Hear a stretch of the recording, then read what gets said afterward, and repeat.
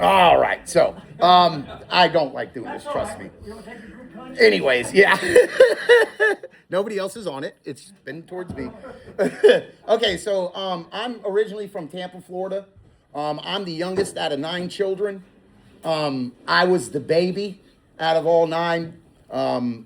And I have 5 older brothers. And I was born December 31st at 11:57. 3 minutes before the new year, right?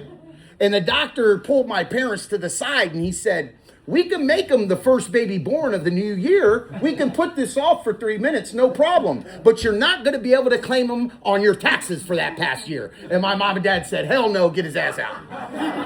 And that's terrible, right? Because nobody gets anything for being the last baby born of the year. You know, you don't get free diapers from the state and all that stuff. But yeah, so I got robbed. But every year, I mean, up until I got sober, I had a real problem remembering my birthdays.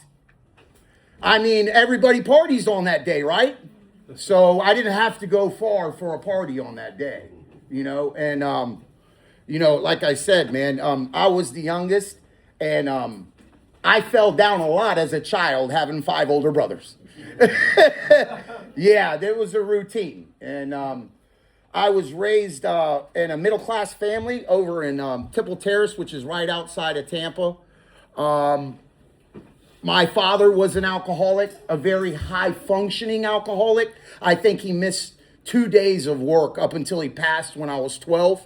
I maybe seen him miss 2 or 3 days of work. But he would come home with his 6-pack of Natural Light and his vodka sitting on the counter, and he would drink that every single night and get up for work at 5 o'clock in the morning like it wasn't nothing. And I could not understand how he did that. You know, I'm not that guy. You know, I'm not that guy. I lose everything if I stick that stuff in me, I'm going to lose everything. You know, I came in here thinking it was what I didn't know that was killing me, and I found out it was what I did know that was killing me. So I had to unlearn a whole bunch of stuff. So I'm going to go forward a little bit. And when I was about 7 or 8 years old, my parents sent me to the Tampa Bay Buccaneers football camp. And I went to that camp for 6 years in a row. I was being prepped to play pro ball. And I was good enough to play. And out of 350 kids, I got the most improved player. They only give out one award. And that was pretty amazing to me. So my football career ended when I was 15 years old, running up the middle. I was a fullback and I got hit and a posterior herniation in my L5S1. Ended my career right there. Done. You talk about, I didn't know what to do with all that pent up anger and energy because that was my out. You know, that's how I dealt with the 7 funerals that I went to by the time I was 12. 7. Right? Both sets of grandparents, my father, a brother, and an uncle. No child should have to endure 7 funerals by the time he's 12 years old, you know? And I was wondering who was going to get taken from me next, you know? And it's no coincidence that within a year after my father's death, I started using. I started getting high. And it started out, of course, with weed. And me and a buddy had done a crime, and my parents sent me to rehab for smoke. They found out I was smoking weed. My mom sent me to rehab. My father was deceased, and I go in there, and this woman who's my tutor, she comes up to me and she goes, "Oh, you live in the fishbowl," and I'm like, "Yeah." She goes, "I live in the fishbowl." She goes, "You might know my daughter, Amber Smith." I said, "Know her. She's the hottest girl in the whole school. Everybody knows her." She ended up being one of the top 10 models in the United States. She's done every cover of every magazine. I watched her. Her name's Amber Lee Smith. The last time I seen her, she was on Celebrity Rehab, puking in a bucket. She's been sober now for 15 years. And she goes to schools and talks to children. Me and her were pretty much inseparable growing up. A lot of people were intimidated by her, but I wasn't. And I was that friend guy. You know what I mean? And so I go to school to be taught by this tutor, and she passes me with straight A's, flying colors, right? I'm like, wow, that's really cool. And I get out, and I go to the bus stop, and Amber goes, oh, I heard you met my mother. I was like, yeah, thanks. Tell her thank you for passing me with straight A's. She goes, oh, by the way, can you get her a bag of weed? I was like, wait a second here. My rehab teacher wants me to get her a bag of weed. I was blown. I didn't know what to say. I was like, sure. I'm the youngest out of 8 kids. My brothers did all that stuff, right? So that started my dealing. And they moved to pursue a modeling career in Orlando, and it went from a bag to more. And I'm not going to sit here and talk about drugs. This is an Alcoholics Anonymous meeting. But I ended up getting busted sending them through the mail. Federal Express, right? My ex-aunt, she dropped dime on me. She called the sheriff's office and told them that I was sending pills through the mail. They said, turn yourself in. I said, yeah, right, catch me. 2 years later, they caught me. And I ended up getting put on probation. I didn't complete the probation, and I violated again. And they wanted to put me on house arrest. And I said, Your Honor, if I can't do probation, I damn sure can't do house arrest. And she said, well, Mr. Mitchell, I have no choice but to sentence you to 18 months in the DOC. Brevard Correctional, the worst one out of all of them. They made it a medical camp. I got into a fight the second day on campus. It was horrible. Everywhere I went, I heard my last name. And so I'm going to move forward. And I come into Alcoholics Anonymous with a DUI in 2001. And I came in to save my license. Little did I know there was going to be a seed planted, you know, and instead of saving my license, it's ended up saving my life, you know. So I didn't get it the first time. I didn't work the steps. I did 1, 2, 3, and that was it. I thought if I stayed in that other book enough, that other big book, that I would be okay, you know. And little did I know, you know, hey, I took a lot of things to the cross, but my subconscious mind didn't know that. And I found out that, you know, drinking and drugging is just a symptom, right? We all know that. But what it really is, and I heard Big Steve tell me this in 2009 at the Centers, is the unresolved emotional issues of the past. That's the causes and conditions in a nutshell, right? The unresolved emotional issues of the past. You cannot conquer what you're not willing to confront. And when I stopped drinking, all that stuff that I hadn't dealt with over the years came to the surface. And there's actually a medical term for it. And if you want to write it down and look it up, you can. It's called delayed emotional response. That's the medical term for it. See, that's why those New Year's resolutions, they never work, man. You see, when you take my medicine away from me, you take my alcohol, my drugs away from me, I start feeling again. And all that stuff that I haven't dealt with over the years literally comes to the surface. And I feel like my head's going to spin around 3 times and spit out green shit. You know, and the bottom line is this, man. I thought I could do it without working the steps. And I found out the hard way that I couldn't. You know, and I almost didn't make it back, guys. I went back out twice, and both times that I came back, it was harder to get back each time. I mean harder. I almost didn't make it back the last time. I really didn't. If it wasn't for my wife, I probably wouldn't be sitting here right now, and my higher power, who I choose to call God. Well, I came back with my ass on fire, and I decided to work the steps, and I worked the steps.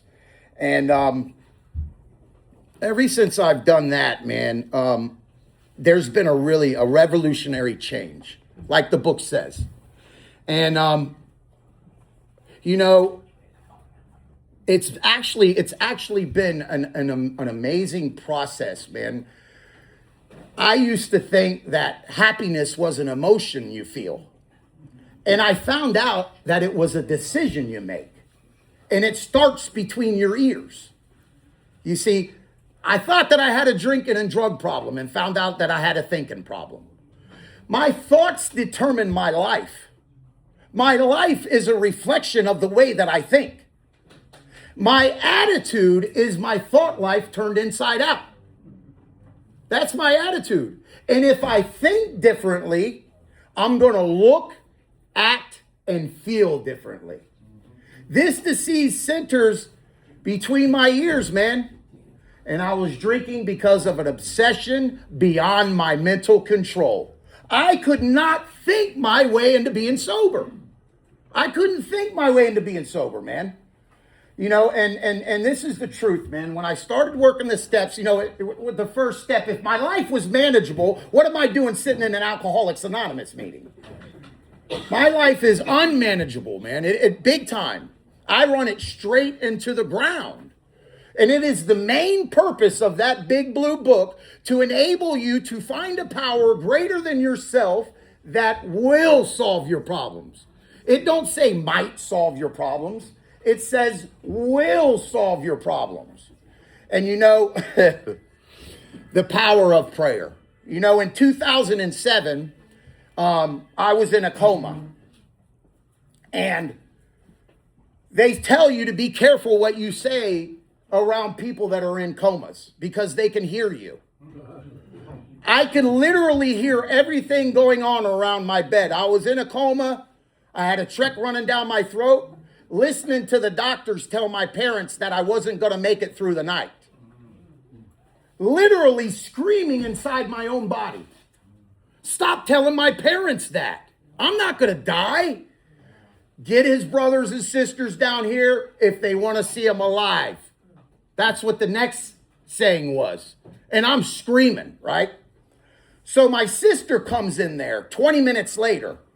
Now, the doctor just said I wasn't going to make it through the night, right? My sister's an ordained minister. And I could literally hear her praying when she came through the door. She was already praying before she even got up to my bed. I could hear her. And she came up to my bed and she goes, I'll never forget it. And she goes, you will not die in the name of our Lord and Savior, Darren Lee Mitchell. You will not die. And I said, boop, and opened wide open. They turned white as a ghost. All I could hear was stat, stat, because it surprised the hell out of the doctors too. I wasn't supposed to make it. I'm not supposed to be here. But I serve a God who is in the miracle working business, and he wasn't done with me yet. Do you guys know that I'm most effective when I've hurt the most? Did you know that? I'm far more effective in showing compassion to others when I've been through what they've been through. You know, our literature says pain is the touchstone motivator for all spiritual growth, right? Nothing gets us motivated more than pain. But I'm finding out that these trials and these hardships and these difficulties that I go through have a divine prescription on them. Every single one of them has a divine prescription on it. Now, see, God doesn't always stop the pain, but he never wastes it. He never wastes it. See, God designs trials to fit his purpose, not Darren's. He designs trials to fit his purpose, and he's up to something good in every single one of them. I promise you. If we could see what he sees, we'd understand why we go through what we go through. And if God was to take away all our trials, all our hardships, all our difficulties, all our persecutions, we wouldn't be ready for what he's got in store in the future. These trials and these difficulties and hardships are just preparation for service, man. They're preparing you for service. And this is the truth, man. I'm not going to listen to a vacuum salesman sell me a car. It's not going to happen. If I can't identify with you, I'm not going to listen to you. And the literature says this. The alcoholic, properly armed with the facts about himself, can generally win the confidence of another alcoholic within just a few hours. Until an understanding is reached, little or nothing can be done for him. That's how important that identification is. Identifying. I did a lot of comparing when I came in here, when I should have been identifying. You know, I'm not like that guy. I'm not like him. And then I seen this one guy, he's walking across the room, and I'm talking crap. My sponsor's sitting there next to me, and he goes, "What are you doing?" I said, "That guy ain't worth the crap." He goes, "I want you to find the good in him." I said, "There ain't no good in him." He goes, "That's not for him, you dumbass. That's for you." Big Steve. And yeah, so this is the deal, guys. Spiritual maturity is seen in how I treat my family and you guys. That's how spiritual maturity is seen, man. And the better I think about people, the better I treat them. When I'm not treating people right, it's because I'm not thinking about them right. It's that simple. I could be on my way home from work, and I'll start thinking purposely of the good things that my wife has done. And I don't have to think very hard. And by the time I get home, I'm treating her like gold. She's like, "What just happened? This disease wants me dead, but if it can't kill me, it'll settle for miserable." It will. And did you guys know that those hardships, those difficulties, and those pains that I go through are just a bridge to a deeper relationship with my Creator? That's what it is. Nothing sends me to my knees quicker than pain. You know, it's the touchstone motivator, man. And I'm here to tell you that God's more interested in your service than he is your comfort. That's right.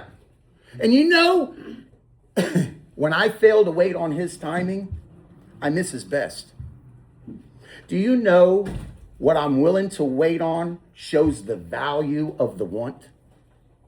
Whatever I'm willing to wait on and be patient for shows the value of what I want. It's the truth, man.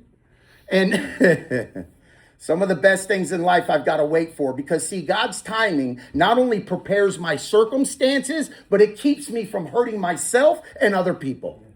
That's what God's timing does. And every now and then, he'll bring me around to his viewpoint, which is really freaking cool. His timing does that. You know, if I want God's best, I've got to wait on his timing. Because if I don't, I can miss his best. I can miss what God has in store for me. That's better. Because see, God's plans for me are much better than the plans I have for myself. They are. They're way better than the plans I have for myself. And the literature tells me that the more I let go and let God, the more I actually gain control of my life. And what do I need to let go and let God? Anybody know? Anybody want to answer that? What do I need to let go and let something control my life that I can't even see? Courage. I need courage. And did you know that prayer gives me the courage to resist the temptation of running my life on self-will? That's what prayer does. Studies have shown that prayer gives me courage. Studies. I don't talk out the side of my neck. Studies have shown that prayer gives me the courage to resist the temptation of running my life on self-will. That's what prayer does. You ready for the list? Got a pen? Studies have shown that prayer does this. These are studies. Produces a sense of peacefulness and calmness. It strengthens me, mind, body, and soul. It makes my busy days more fruitful. It prepares me for the tough ones. It strips me of my pride. It repairs the damage. It opens doors of opportunity. It's life's greatest time saver. It relieves fretting, worry, and depression. It reminds me of the necessity to act. How many times has that happened to you when you've been on your knees, right? It energizes me. The next time you pray, ask yourself if you're energized, and I guarantee you are. It energizes me. And it is a shield against worry and anxiety. Prayer is a shield against worry and anxiety. Where does my anxiety come from? Living in the future. We've heard it. Where does my depression come from? Living in the past. We don't regret the past nor wish to shut the door on it. We just don't live there no more. Right? We just visit it every now and then. I've got a couple guys in here that I sponsor. And I used to think that, I could make myself happy with, materialistic things and stuff like that. And what I really found out, guys, that happiness is a byproduct of love and service. It's a byproduct of love and service. If I want to be happy, I've got to give. I'm serious, because what I send out into this world comes right back to me. And usually when I don't like what I'm getting back from this world, I need to check out what the hell I'm putting out.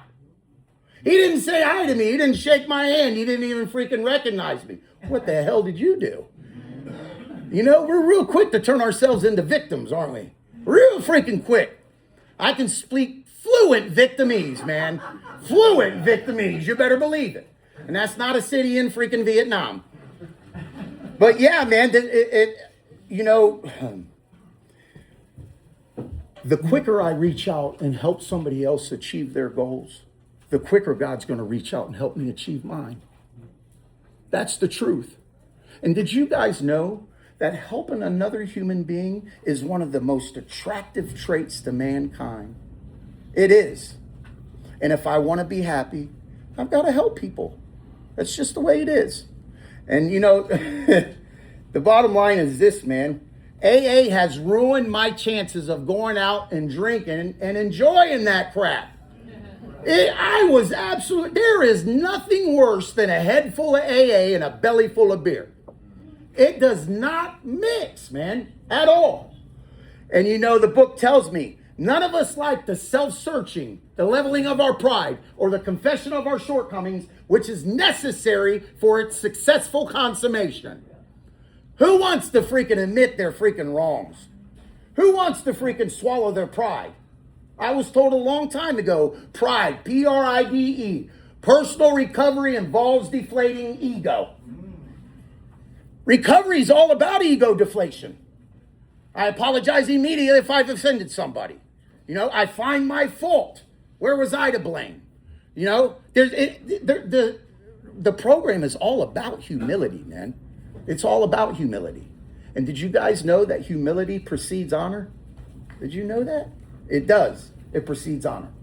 And you know, there's a couple of guys in here right now, and you know, we've heard many a times that life is 10% what happens to you and 90% how you react to what happens to you.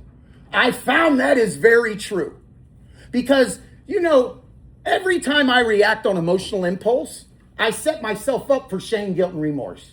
Did you know that? And you want to know why? Because when I get pissed off, when I get angry, studies have shown that we have the inability to rationalize. You don't even try. It's not going to happen. If you're pissed off and angry, I promise you, you're not going to be able to rationalize. You walk away for about 15 minutes and come back, you will be able to rationalize again. That's the truth. There are two pains in this world. There's the pain of discipline and there's the pain of regret. And the pain of discipline weighs far less than the pain of regret. And what I value in life is shown in my discipline towards it. What kind of value am I placing on those things that I'm disciplined about? God is my foundation for success. But number one and number two after that is discipline and integrity. Discipline and integrity. Discipline revolves around every single aspect of your life if you let it. If you let it. It revolves around everything, man. And there's nothing more attractive than a disciplined life, man. You see that guy going to the meetings, sponsoring people, doing the things he's supposed to be doing. He's on time. That's attraction, man. That's attractive. If I want my recovery to be attractive, I've got to be disciplined. It's just the way it is. And what I'm doing when no one else is looking, right? Of course, there are things we don't want people, we don't care to share with that. But that is going to decide my success, that integrity. That discipline and integrity. And the steps, right? When I worked the steps of Alcoholics Anonymous, I freed me from me. I didn't know that I was the problem. Because I am the problem. The literature tells me that whenever I'm disturbed, that the problem is me. And you know what it is? You know when I'm disturbed most? When I'm trying to control things that I have no business trying to control. Because I believe when I try to control things that I have no business trying to control, God takes a step back, says, okay, we'll let him learn. He's going to learn the hard way. My sponsor used to say, anytime I think that I can control people, places, or things, the pain is on the way. It's coming. It's coming, I promise you. I am powerless over those three things, man. Powerless over them. And I didn't know that until I came into the rooms of Alcoholics Anonymous. You know, it'd be 4 years, 2/2/22, that I've been sober. And I've been in the rooms since 2009. And I've went back out 3 times. And it don't get any better out there, guys. It does not get any better out there. And just like the book says, I got worse. I picked up a new addiction each time I went out. No, I'm serious. Each time I went out, I picked up a new addiction. We do get worse, never better. And do you know that I have never seen a guy or a woman go out there and do their thing and come in here and say, that was freaking great. I had a blast. Never. Not one time. I've never seen that. If you guys do, let me know. It's always, that sucked. I barely made it back. You know, and the bottom line is this, man. We get worse, never better. And there comes a point in time, the literature tells me, where a man can't be reached. Yeah. And you know what it's talking about? It's talking about the damage done to your brain. That's what it's talking about. The literature said, I must find a spiritual basis of living or else. It tells me that whether a person can quit on a non-spiritual basis depends on the extent to which he has lost the power to choose whether he will drink or not. Man, I wanted to be that hard drinker so bad. I thought I'm the number 2 drinker. I'm the real alcoholic, man. And I had to find a spiritual basis of living. And you guys know, it was about 6 months ago. I'm laying in my bed, and my wife's here, and I feel this wetness on my leg as I'm sleeping. My dog's in the bed with me.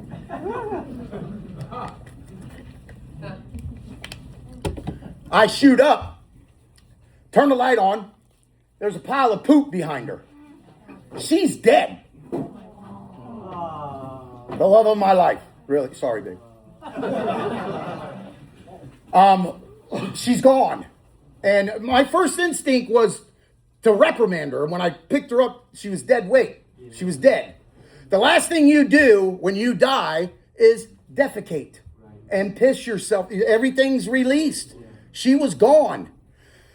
I realize she's gone, and I yank her up out of the bed, and I start shaking her tremendously, and I'm praying like a freak. I am going off to God. You can't do this. This is my wife's freaking son's dog. He's not here any longer. My wife lost her only child about 4 years ago. And if it wasn't for the program, I wouldn't have made it through that. And I says, I lost my train of thought. The dog. So I pull him up, and I'm shaking him and stuff. And after about 45 seconds of shaking him, I get on a knee.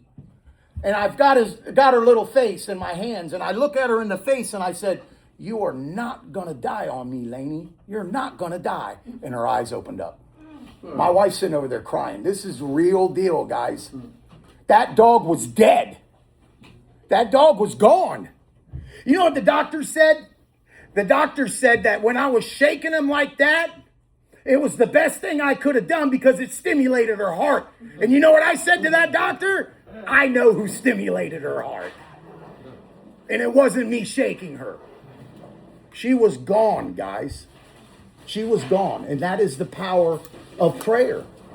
That dog, my dog, and then I talked to my brother, and my brother says, because my brother's gifted. He's a very gifted prophetic man of God. And he goes, Darren, and I felt it in my spirit. He goes, not only did she come back to life, but she was completely healed. And she is running around like she's never ran around before. I'm serious. It's like a completely different dog. And that is the power of prayer, man. When my wife's son died, let me tell you how God works in my life. My wife lost her only child 4 years ago, in a car accident. He had just become a Lake County sheriff. Literally 2 weeks before he died. And every time I would bring up God, he would shut me down. He didn't want nothing to do with God. Nothing. He would denounce God. So the night he died, me and my wife were sitting there, and I get this overwhelming feeling that Dallas reached out to God. That was his name. It's so overwhelming that I voiced it to my wife, who knows her son ain't with it. And she's looking at me. I'm like, babe, I'm telling you, I've got this overwhelming feeling that before Dallas died, he reached out to God. And she's looking at me like, what the? Then the very next day, this is how God works in my life. Without knowing it, the conversation from the night before, his best friend comes walking through the door and says, this is the first words out of his mouth. He goes, the very next day, I just want to let you guys know that Dallas started praying a couple weeks ago. My wife's shoulders dropped. That was the most beautiful sight. I'm ready to cry. That was the most beautiful sight I've ever seen in my life, was my wife's shoulders drop, knowing that her son had reached out to God before he passed. And that's how God works in my life. And you know what I got to do, guys? I got to do his funeral with 200 cops, the same ones I used to run from. And you know what I did? I honored the lieutenant that spent quality time with my wife, Lieutenant Kristen. And I gave her a plaque. And the captain came up to me afterwards and he goes, I've never had anybody honor my lieutenant like that. Thank you so much. You know, guys, selfishness and self-centeredness is the root of my problem. It really is. And what I do is I make decisions based on myself and what I want, which later put me in a position to be hurt, just like the book says. So my problems truly are of my own making. My son, he flipped his truck 3 times. Stepson, he flipped his truck 3 times and his front end ended up in a church. No joke. His front end ended up in the side of a church. All God had to do was come down and sit next to me and say, hey, man, he reached out to God, you know. So he's in the miracle working business, and that's what the book says it. He supplies what we need if we stick close to him and perform his work well. And perform his work well. And perform his work well. You know, guys, I don't go with that when the teacher is ready, the students will appear. I don't go with that. Because the literature tells me if I fail with an alcoholic, that I reach out to another one. That I go find another one. It says if I fail with one, I seek out another alcoholic is what it says. Seek out another alcoholic. I don't sit back and wait. You know, I drive 100 to 150 miles every time I go to live streams and come to Ocala. And I do that on a regular basis. And I'm not bragging, but I was willing to chase my freaking alcohol to any lengths. I got to be willing to chase my sobriety to any lengths. And it's not my life before my recovery. It's my recovery before my life. Because without recovery, I have no life. I can't put anything before my recovery. Nothing. Because we've all heard it. If I put anything before my recovery, I will eventually lose it. It's the truth, man. It's the truth. And I'm running out of time here, guys. Y'all have been wonderful. I really appreciate y'all listening and coming to my story. I'd rather stay in the solution than the problem. I really don't like staying in the problem. So hopefully it was full of solution for you guys. I love y'all. Thank you.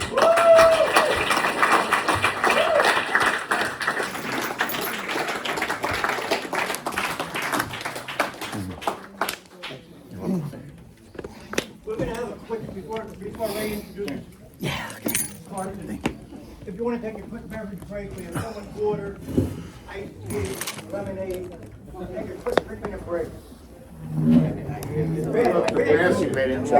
Freaking blood pressure's through the roof. Right? Are they passing the gas? Said it was going to. I could have talked for another hour. Thank you, bud. Did you enjoy it? Good, good. Thank you. I appreciate that. God bless you. I enjoy what you had to say, Thank brother. you, man. I appreciate that, brother. I really do. Thank you. Awesome, man. Thank you, man. I appreciate that. You really could go around giving inspirational. That passion. I was told a long time ago, bro, from an old timer, if I ever lose that passion, I'm in trouble. I don't ever want to lose that passion. You had that as a younger man too, didn't you? That passion. Absolutely. That's Absolutely. why you was a good footballer. That's right. I'm just a passionate person, and what people used to see as anger was actually passion. Because I had to tell a couple of people who thought it was anger. I'm like, no, it's not anger, it's passion. You know what I mean? And that other big book, it says, never lose your spiritual fervor, right? And what it's talking about is never lose your passion. Never lose your passion, because that's the extinction. You can't, my brother. I really enjoyed that. Thank you, brother. Appreciate it.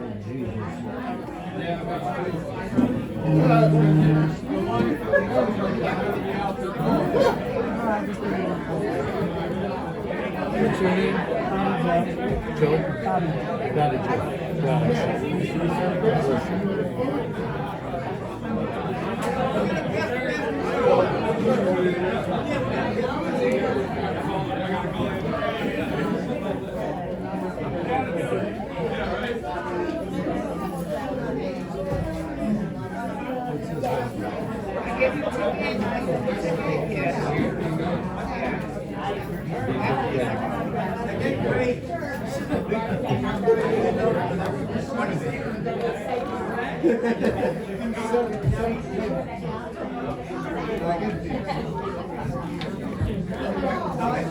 David said there's going to the It's still going.